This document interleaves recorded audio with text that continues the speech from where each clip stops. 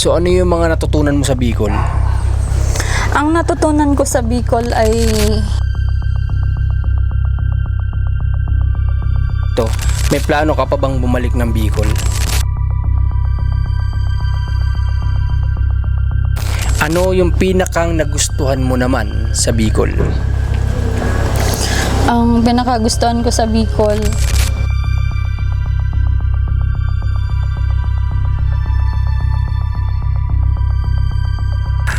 Ito, matindi-tindi to. Ano yung pinakang kinaiinisan mo naman sa Bicol? Mag-ingat ka, may mga Bicolano dyan. Bicolano.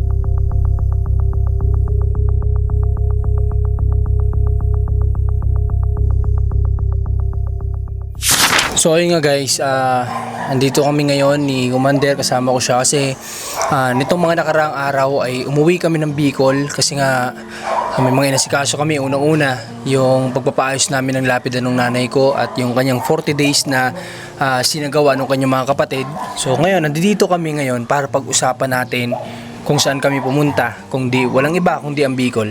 Okay, so ngayon nandito tayo kasi simple lang naman. Parang question and answer lang naman to para kay Commander. Para sa akin pala yan. Parang question and answer lang to guys, napakasimple lang. So ngayon, unahan na natin. Meron ako sa yung, kumusta ka pala muna bago ang lahat? Kumusta ang buhay ng pagiging nanay sa loob ng bahay? Masaya na minsan malungkot. Kasi lagi lang nasa bahay, nasa loob. Okay, so tama naman yun, naunawa naman yun kasi talagang bihirang-bihira kami makalabas. More on, lagi kami nasa field ng team. So si Commander lagi nandito din. Tsaka sanay na ako sa field.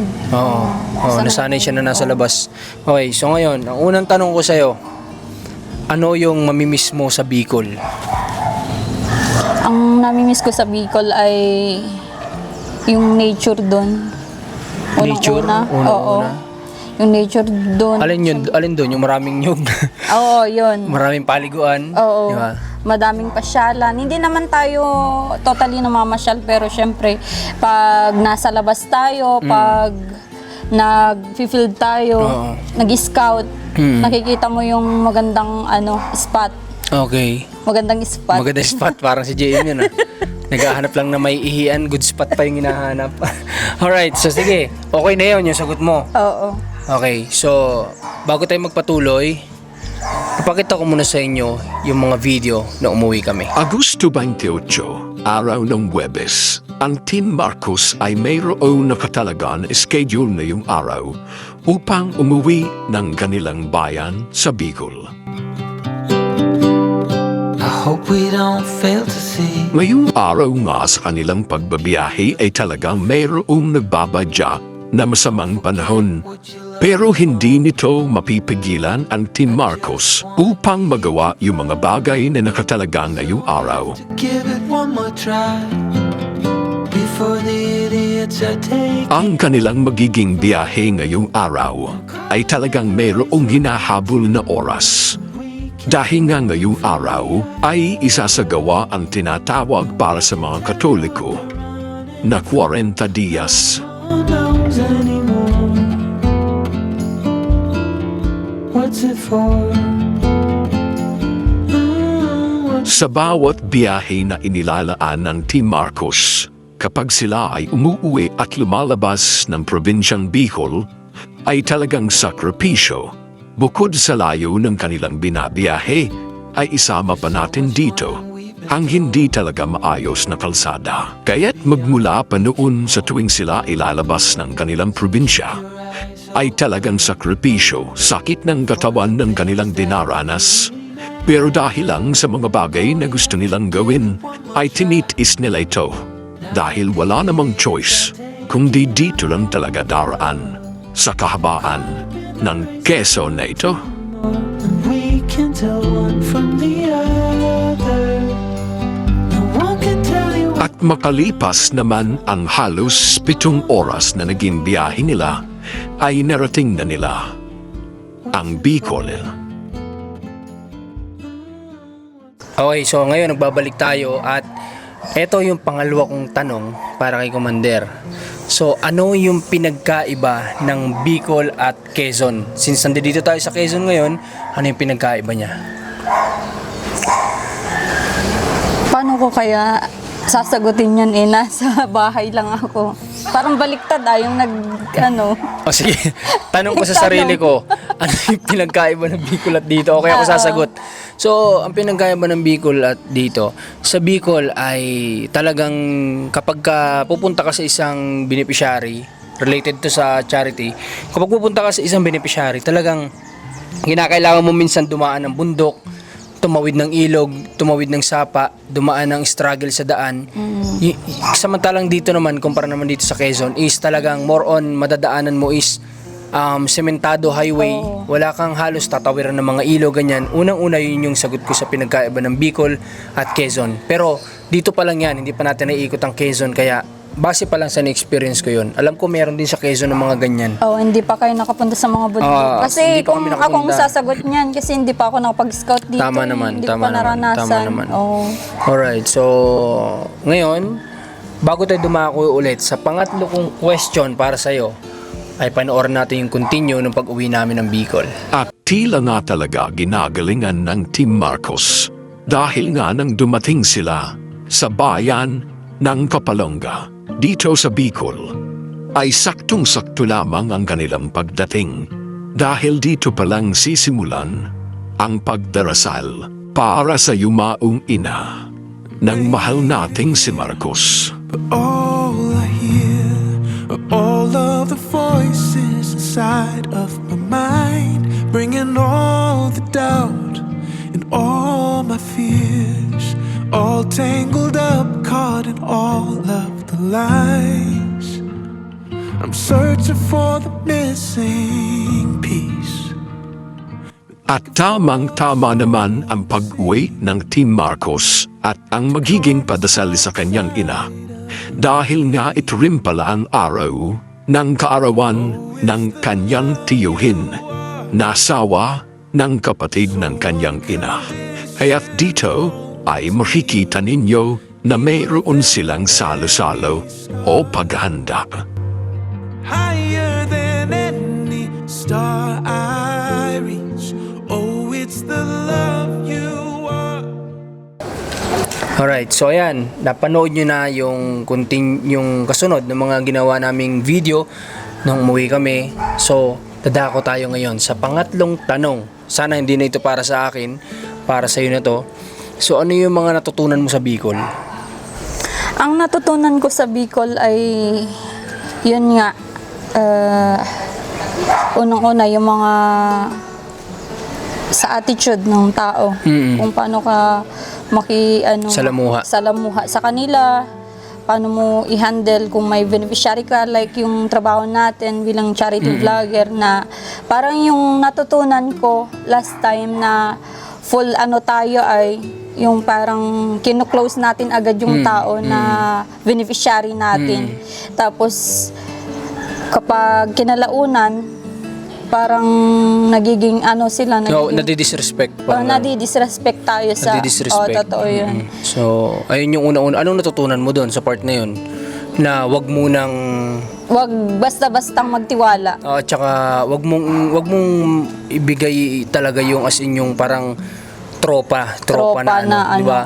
Kasi as a charity vlogger, as a vlogger, kumbaga dapat may boundaries yun ay. Boundaries. Magbigay tayo ng boundaries. Hindi pwedeng kumbaga ibig mo sabihin, hindi pwedeng yung magiging samahan natin as a tropa na talaga, parang ganun. Oo. Kasi mawawalan sila nun ng respeto. Respeto. Okay, so ayun, napakagandang halimbawa ni Commander sa natutunan niya sa Bicol. So ngayon, let's continue sa naging vlog natin. At kinabukasan niya, matapos namang maisagawa ang padasal para sa yumaong ina ni Marcos, ay heto naman ang mga sumunod na pangyayari. Sila ay pumunta kung saan naroon ang labi ng kanyang ina upang asikasuhin o ayusin yung kanyang lapida na siya namang ipinagawa ng Team Marcos sa bayan ng Candelaria. I sing this softly to myself. I sing this softly to myself.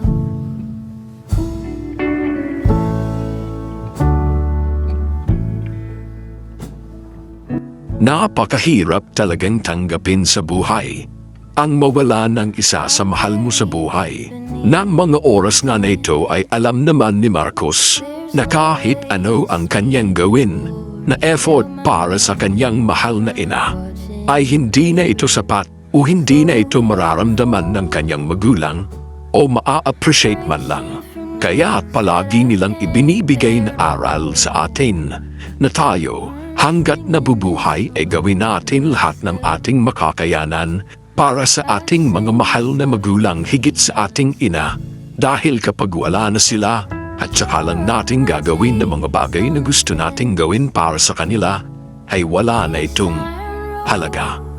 I cannot bend, but my walking is lighter when I walk with a friend. I sing this softly to myself. I sing this softly to myself. Alright, so ngayon, eto, magbabalik tayo para sa pang-ilan na ba? Pang-apat na tanong. Pang-apat na tanong. Pang-apat. Ngayon, ang tanong ko sa'yo, may plano ka pa bang bumalik ng Bicol? Kapag mabigyan tayo ng pagkakataon, kasi may mga ano naman tayo doon na pundar.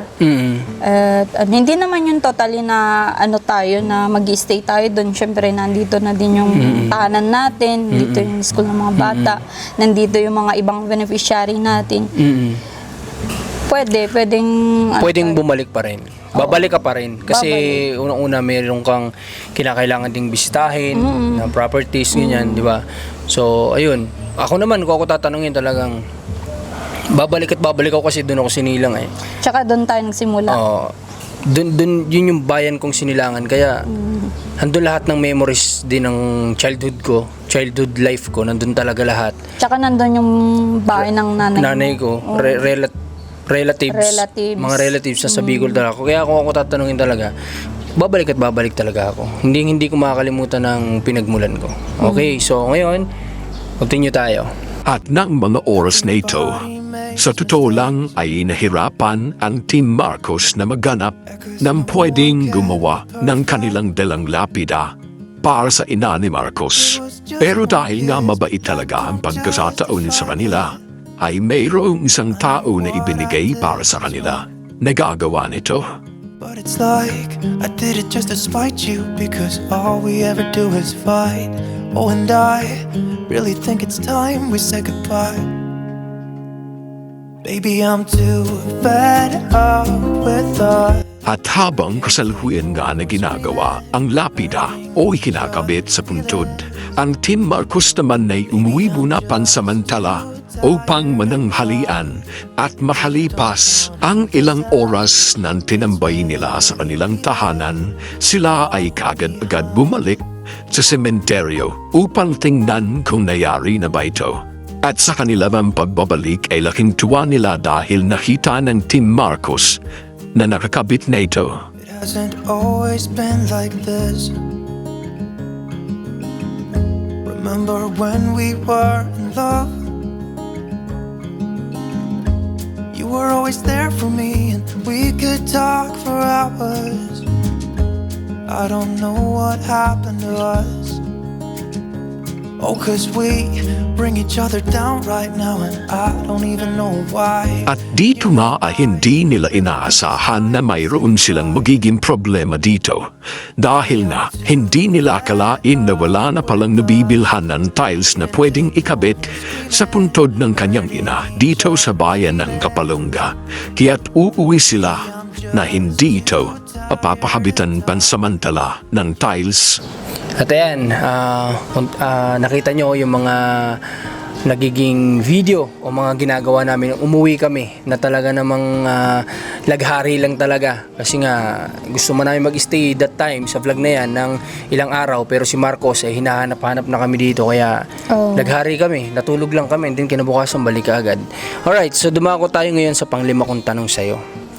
Ano yung pinakang nagustuhan mo naman sa Bicol? Ang pinakagustuhan ko sa Bicol, yun nga, parang doon tayo nagsimula. Yun yung number one na nagustuhan ko. Yung opportunity na pumasok, parang ganun. Yung opportunity na nagkaroon tayo ng pagkakataon para Actually, dapat nasa tanong ko yan pero sige, nasasabi naman na ni Commander.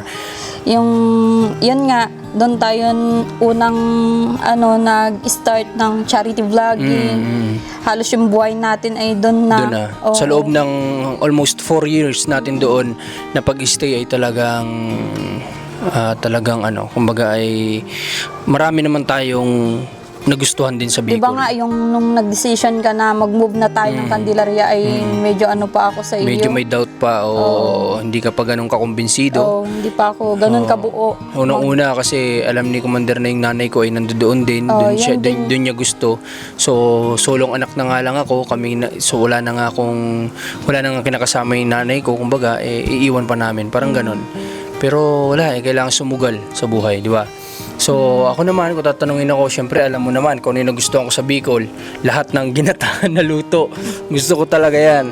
Kasi Bicolano tayo ay lahat ng ginataan na luto, mapakakanin or something, gulay, isda. Yan ang una-una kong nagustuhan sa Bicol. At syempre, ano pa bang iba kong nagustuhan din sa Bicol? Tapos yung get-together ng mga relatives mo. Yan, ng mga relatives na mga auntie mo. Tama. Pinsan, di ba? Oo. Okay. So ayun, yun na yung nagustuhan mo sa Bicol. Okay na yun.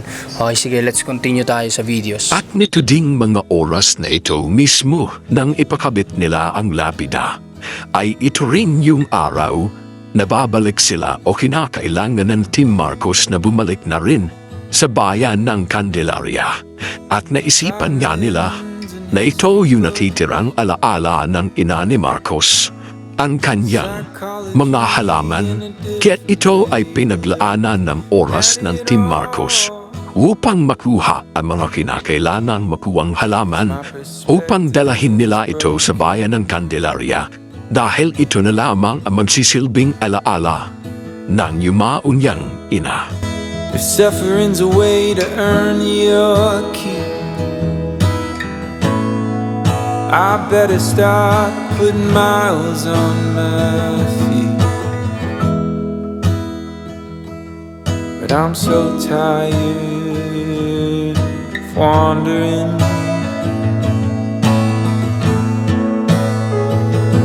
Yeah, I'm lost.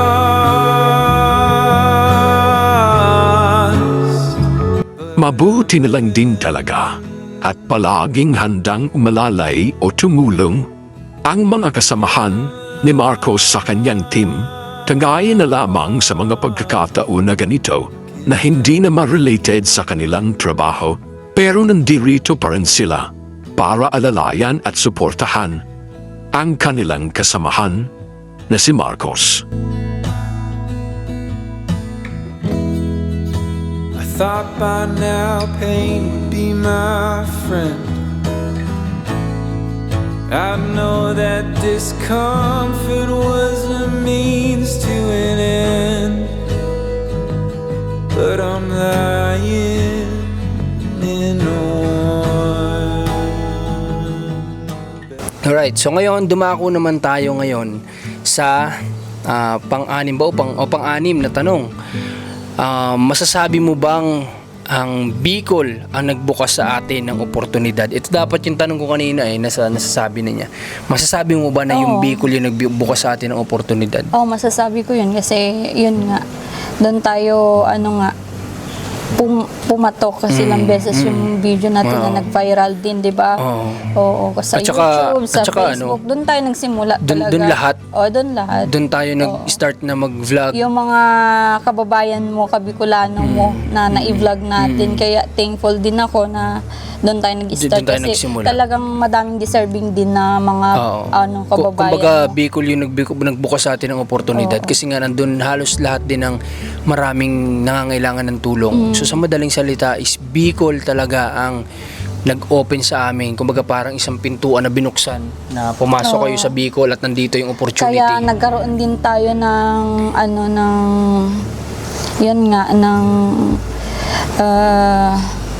opportunity o ano na tumulong kasi nakikita natin yung mga ano. At saka Bicol yung isa sa tumupad din ng mga dreams namin. Like makasal kami, magkaroon ng munting shop, kaso nga lang na close.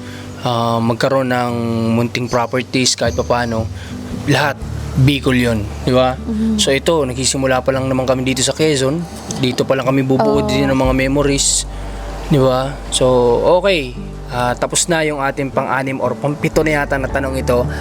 Tingnan natin kung malapit nang matapos tong vlog. I-continue natin.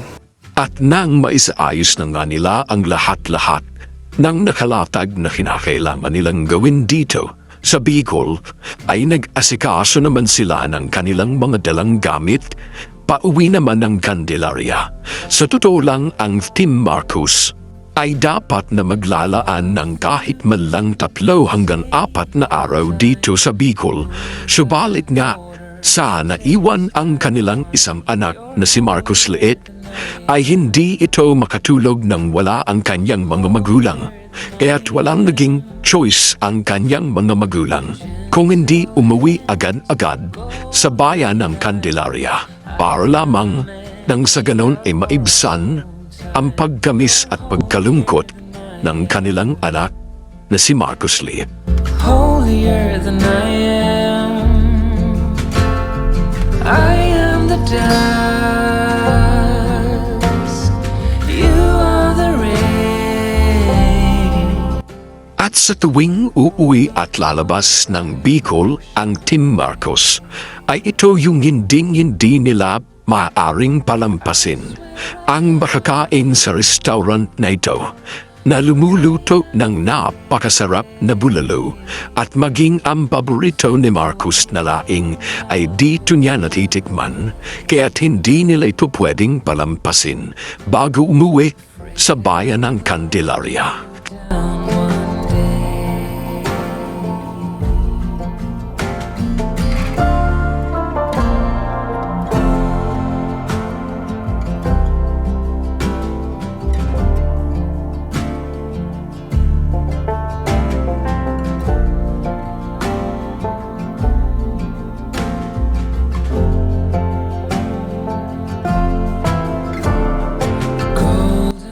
Makalipas nga ang halos 8 oras nilang naging biyahe dahil inabot sila ng gabi, ay sa awa ng Diyos ang mahalaga ay nakauwi ng matiwasay ang Team Marcos sa kanilang munting tahanan.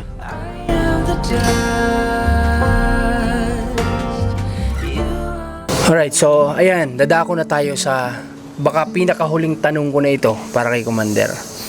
Anong ito, matindi-tindi to. Ano yung pinakang kinaiinisan mo naman sa Bicol? Mag-ingat ka, may mga Bicolano dyan. Bicolano. Shout out sa kanila.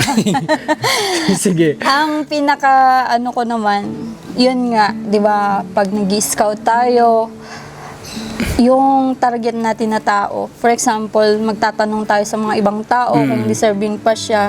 Parang yung ibibigay na sana yung opportunity na matulungan yung kapitbahay. Hindi pa nila ilalapit, parang Oo. ganun. Yun yung Pagtatakpan nila, kasi iniisip, yung sasabi ko na baka iniisip nila na yun yung na maangatan sila. maangatan. Ganun. Yun yung Kinaiinisan mo sa attitude ng ibang mga Bicolano. Oo, yung iba. Kasi kami na-experience namin sa Norte, na-experience namin dito, na halos lahat sila pag may kapitbahay talaga na alam nilang nangangailangan. Sir, baka naman matulungan mo yung kapitbahay namin. Di ba, mga ganun. Pero sa Bicol, marami kami din diyang na-experience na halos nalaman na namin ng ilang pabalik-balik namin na meron pala siyang kapitbahay na ganun. Hindi mo lang sa amin hindi nabanggit. sinasabi o Parang hindi binabanggit. Yun yung unang kinainisan mo sa Bicol. Akin naman, ang pinakang unang kinainisan ko simula bata pa ako, yung brownout. Kasi guys, talaga naman, kahit umambul lang dyan sa Bicol, brownout na kaagad. Run out. Talagang Kahit hangin lang. brownout agad. So may paliwanag naman sila dyan eh. Pero hindi ko na para ipaliwanag pa dito. Pero sana naman dumating yung panahon na yan naman ay masolusyonan. Di ba? May Yun yung improvement. unang kinainisan ko talaga dyan. The rest wala naman eh. Kumbaga the rest naman eh, yung kagaya din yung sinabi ni Commander, isa rin yun. Pero the rest wala naman Kasi hindi naman pare-paras ang tao. Meron namang tao na parang kagaya din dito na kapitbahay ko, baka pwede matulungan. Pero yun nga, may mga na-experience lang din talaga kasi tayong mga tao na ganun ang attitude. Ano, natakot masapawan, parang ganun. Crab mentality, tinatawag. So ayun, yun yung mga naging tanong ko lang sa'yo. Ikaw, wala ka bang naisip na tanong or something? Ano bang naisipan mong tanong? Kasi baka ako may maisipan pa ako, pwede ko pang idagdag dito. Ang tanong ko naman sa iyo ay ano yung natanong mo ba yung kanina yung kung ano yung pinagkaiba ng attitude ng mga Bicolano at Batanggenyo?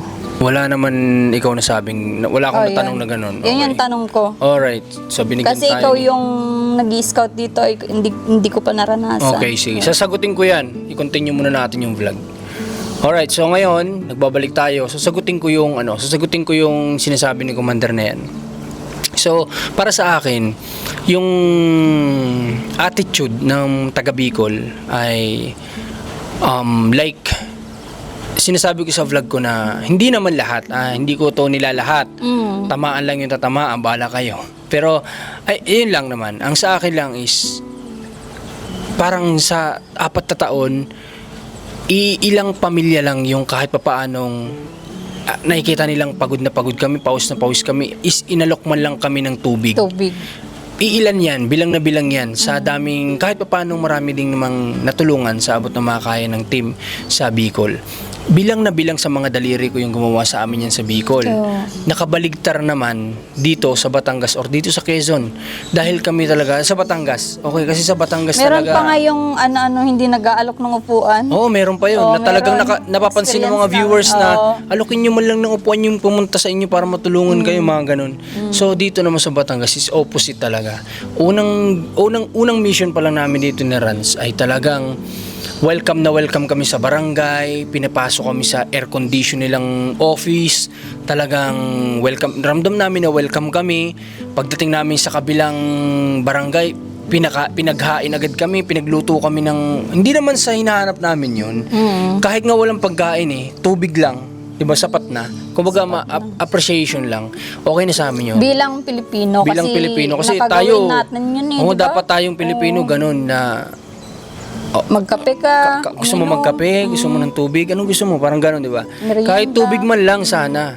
So, yun yung pinagkaiba. Sila dito is masyado silang approachable sa mga tao. Na, kumbaga, magaling silang mag-approach sa tao. Nasa puso nila yung Nasa puso pagiging nila. Pilipino talaga. Okay, sige, cut.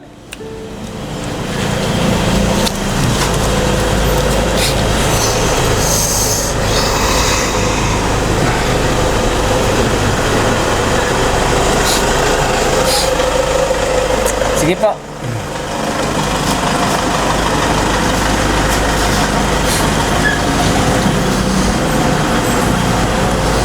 Okay, so ayun na, yun na yung last mong tanong. May naisipan ka pa? Wala na.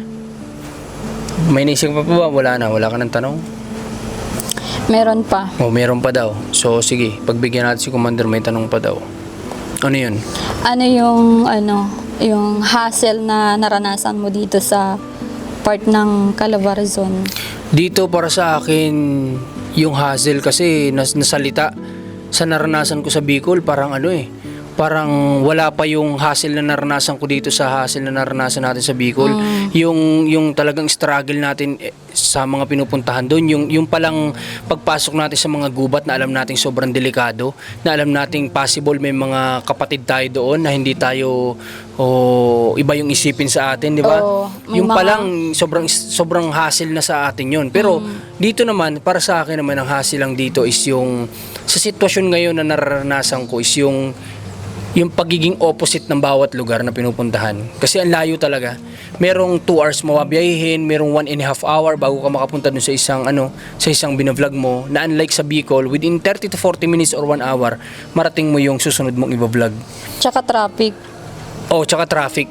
Pang-ubos ng oras. Sa Bicol wala kang mararanasan. Sa Bicol kasi walang na traffic. Yan yung hassle dito.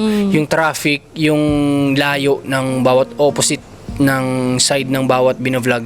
Sa ngayon, yan pala yung nararanasan kong hassle dito. Pero para sa akin, hindi na rin naman talaga totally nagiging hassle para sa akin na isipin ko yun eh. Kasi yung sa Bicol talaga, yung naranasan natin dun is, yun talaga ang may hassle.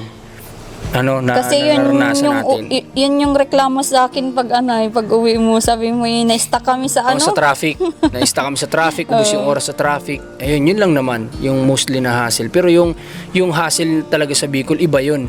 Iba. Kasi yun yung talagang buhay mo yung nakataya doon. Umaakyat ka sa bundok. Buhay mo yung nakataya doon. Oh. Kasi alam ng iba na sa Bicol is marami diyang danger zone talaga na talagang alam naman natin na may mga tayo dyan, may mga kababayan din tayo dyan na pwede nating mapasok yung compound nila at hindi nila tayo kumbaga mapag-isipan nila tayo na hindi maganda. Hindi maganda. So may possibility may mangyari sa ating hindi rin maganda. Yun yung pinaka Ang hirap pati mag-explain lalo sa mga hindi nakaka-relate Oo, sa mga vlogging. ganun. Kasi sila yung iba hindi naman alam yan eh.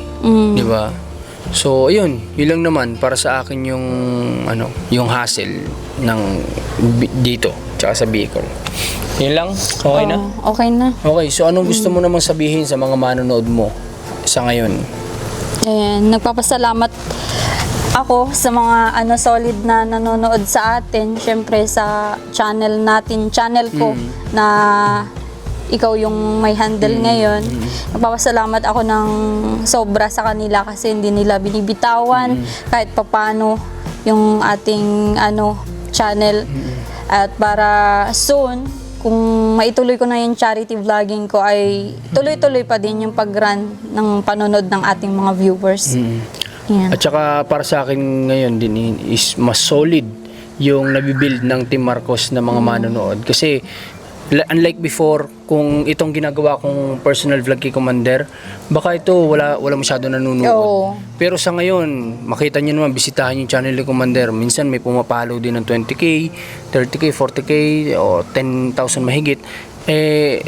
Mararamdaman ko na talagang yung pagmamahal niyo sa amin ay mas solid ngayon, mas konkreto.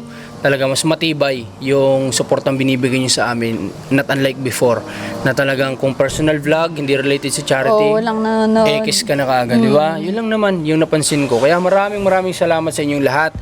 So hanggang dito na lang ang vlog na ito. Maraming salamat. Kita-kits tayo sa susunod at suportahan niyo tong channel na to at sana marami pa matulungan ng Team Marcos hanggang sa pagbabalik ni Commander. Maraming salamat po. Thank you kay JM, kay Luke, sa team. Ingat po kayo. God bless.